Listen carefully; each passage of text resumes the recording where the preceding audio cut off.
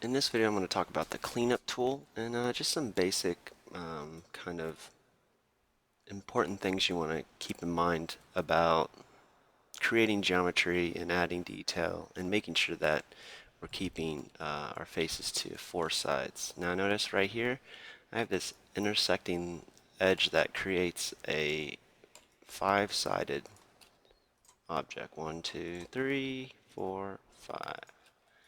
Now there's two ways we can fix this. Obviously if we go to this multi-cut tool we can close this off.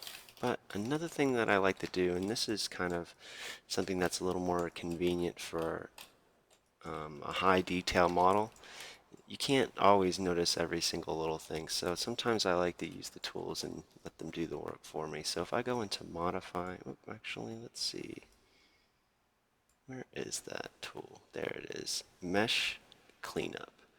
That's going to pull up this thing. Now these are the two things you want to keep in mind right here. You want to make sure that it has faces with more than four sides selected, and then as well you want to watch out for these two things. Now if we choose select matching polygons, it's going to just highlight or select the faces on this object that have more than four faces. Now if we choose cleanup matching polygon tools, it's just going to do the work for us. Now I usually do select because I have a little more control over it and it helps me to see what problems I have with my geometry, but let's just do the cleanup just to kind of illustrate how it works.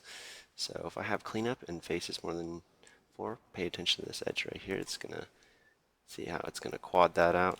Now notice it's cutting it into not just four edges, it's cutting it into triangles. So that's not really what you want. So if we go back here, undo that a few times, and we do this cleanup tool again.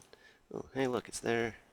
So that is another way to do it. So if we have shift right, if we have the object selected, shift right click, and then we can go into the cleanup from there. So if we change this to selected instead of cleanup, we're going to find out that this illustrates a little bit better about how